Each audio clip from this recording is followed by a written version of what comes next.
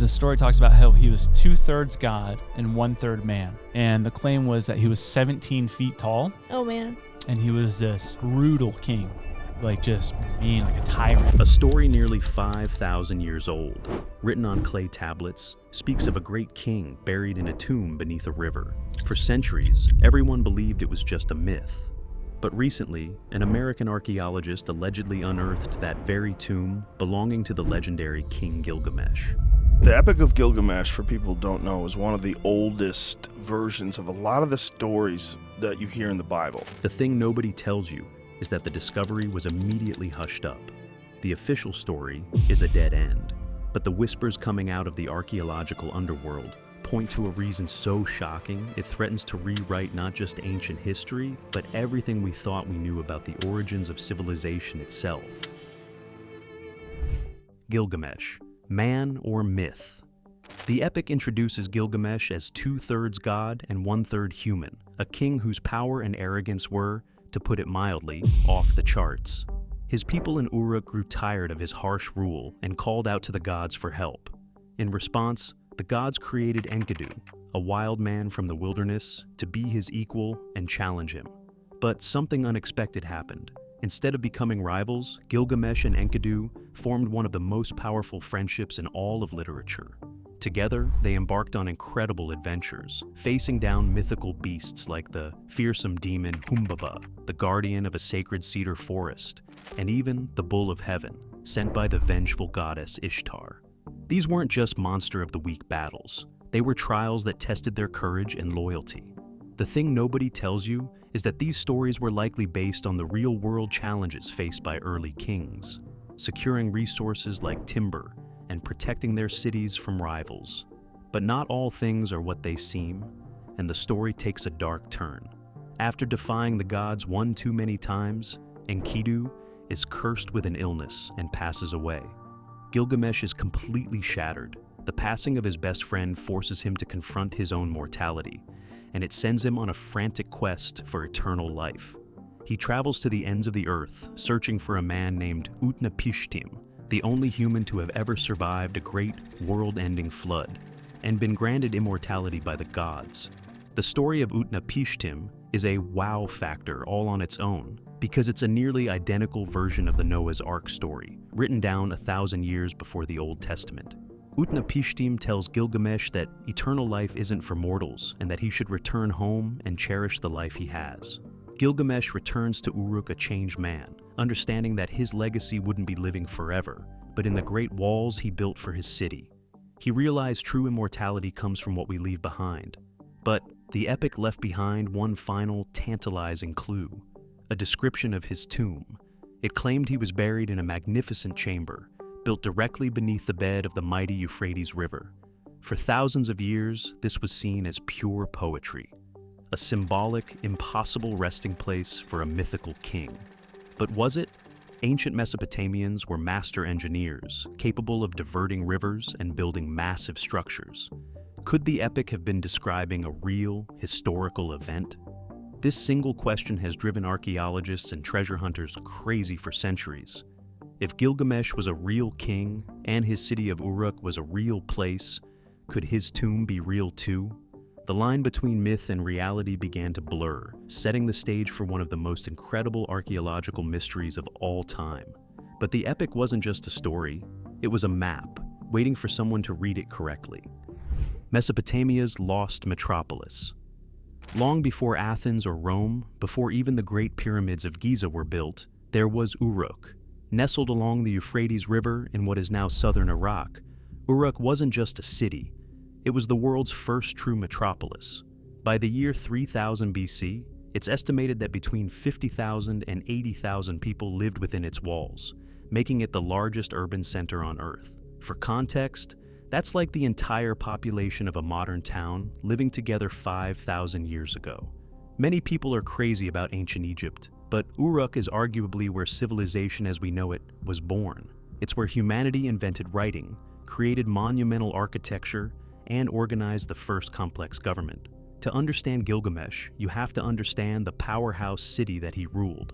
The Epic of Gilgamesh boasts that the king himself built the Great Walls of Uruk, a massive fortification stretching nearly 6 miles and featuring some 900 towers. For a long time, scholars thought this was just an exaggeration.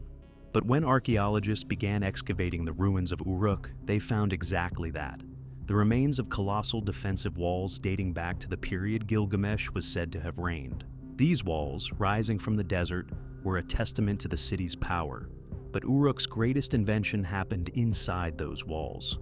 Around 3200 BC, the people of Uruk developed cuneiform, the world's first system of writing. Initially, it was used for accounting, tracking grain, livestock, and trade. But soon, it evolved to record laws, hymns, and epic poems. Without writing, the story of Gilgamesh would have been lost to time. In a very real way, Uruk is the reason we even know his name. The city's heart was its spiritual center, dominated by 2 massive temple complexes. One was dedicated to Anu, the god of the sky, and the other to Inanna, also known as Ishtar, the powerful goddess of love, war, and everything in between. These weren't just simple places of worship. They were the economic engines of the city. The temples owned vast lands, employed thousands of people, and controlled the city's wealth. It's no wonder the epic is filled with tales of gods and goddesses interfering in human affairs. For the people of Uruk, the divine was a part of everyday life. But for all that's been discovered, Uruk still guards most of its secrets. The ancient city covers an area of about 2 square miles, and a huge portion of it has never been excavated. It lies buried under layers of sand, a sleeping giant of history. And somewhere within those ruins, the legend says, is the key to finding Gilgamesh. The epic's description of his tomb beneath the Euphrates always seemed like a fantasy, but modern surveys have shown that the river's course has shifted over the millennia. Thousands of years ago, it flowed right next to Uruk, and ancient canals crisscrossed the city. The engineering feat of temporarily diverting a section of the river to build a tomb in its bed, while immense, might not have been impossible for the people who invented the city itself. And in 2003, that technology peered beneath the sand and found something unbelievable. What the radar saw. By the turn of the 21st century, the hunt for Gilgamesh was on. While many had searched, a German-led expedition in 2003 brought a game-changing weapon.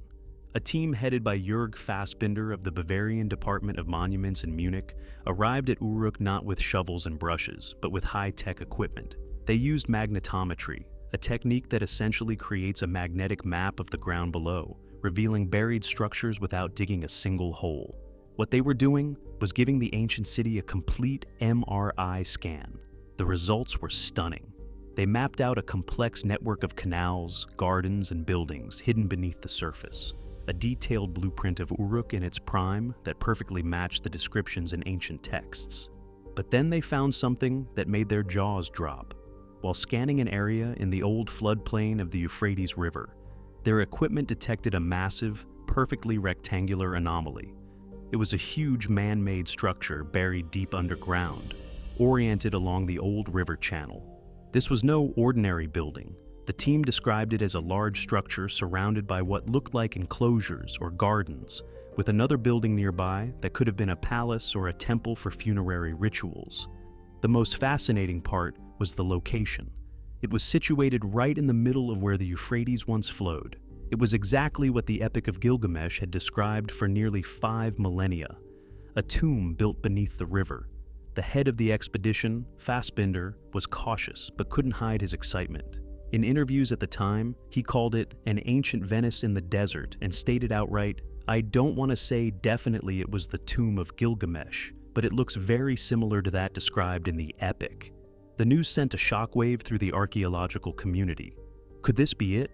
Had they finally found physical proof of the legendary king's final resting place? The discovery suggested that the epic poem wasn't just a work of fiction, but a historical record disguised as myth.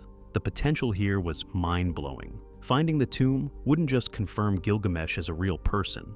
It could contain artifacts, inscriptions, and even his remains, opening a direct window to the dawn of human civilization. The world held its breath, waiting for the next step, excavation. Everyone expected a massive international effort to carefully unearth this incredible find. But the excavation never happened. The announcement of the discovery came in April of 2003. The thing nobody tells you is that at that exact moment, the region was undergoing immense turmoil. The geopolitical landscape was changing dramatically. The German team had to pack up and leave, and then a strange silence fell over the discovery. The full data from the radar scans was never published in detail. Follow-up expeditions were impossible. What should have been the archaeological discovery of the century simply faded from the headlines. Then, the world changed and the discovery vanished from sight, sparking whispers of a much bigger story. Why the truth was hidden. Here's where the story takes a sharp turn from archaeology into the realm of modern mystery and conspiracy. The German team's discovery was announced in the spring of 2003. At the very same time, American forces were entering Iraq. What many overlooked in the chaos was the fate of Uruk and the incredible anomaly beneath the riverbed. The official story is that the unstable situation made further research impossible. But another, more dramatic narrative began to take shape, whispered in online forums and among certain circles of researchers. This is the story that gave birth to the headline, U.S. Archaeologist Just Dug Up Gilgamesh's Tomb. According to this version of events, the site wasn't just abandoned, it was secured. The theory goes that American archaeologists, working alongside or embedded with military units, took over the investigation. These weren't just any archaeologists. They were specialists tasked with identifying and protecting, or some say seizing, artifacts of major historical significance. The German team had pinpointed the location. Now, this new clandestine group allegedly moved in to see what was actually down there. This is where we get to the shocking reason for the secrecy. Why would such a world-changing discovery be hidden? The answer, according to the theories, is that they found something they weren't supposed to find. One of the most popular theories is that the tomb contained evidence that would radically challenge modern religions. The Epic of Gilgamesh, as we know, contains a flood story that predates the biblical account of Noah. What if the tomb contained inscriptions or artifacts that provided undeniable proof of this connection, or even suggested that one story was directly copied from the other? Such a discovery could cause a crisis of faith for millions. Another, more outlandish theory taps into the physical description of Gilgamesh. The epic describes him as a giant, a man of immense size and strength. Skeptics call it poetic license, but believers wonder, what if his remains were found and he was, in fact, inhumanly large? The discovery of a giant king from the dawn of civilization would shatter our understanding of human history. But the most compelling theory is a bit more grounded. The tomb of a king from the world's first advanced civilization wouldn't just contain bones. It could hold artifacts made with forgotten techniques, astronomical charts, or records of historical events that have been lost for millennia. The thing is, this knowledge would be priceless. In the wrong hands, it could be a powerful tool. In the right hands, it could be a national treasure that redefines a country's heritage.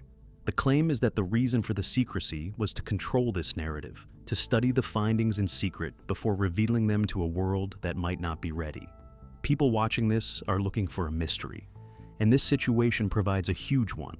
Are we missing a key detail? Did this all happen overnight? The timeline is just too perfect to be a coincidence. A German team finds the X on the treasure map, and then an American presence with immense resources suddenly appears on site. So, was a 5,000-year-old secret uncovered and then buried again by modern powers? Let us know what you believe in the comments. Don't forget to like and subscribe for more mysteries. Thanks for watching.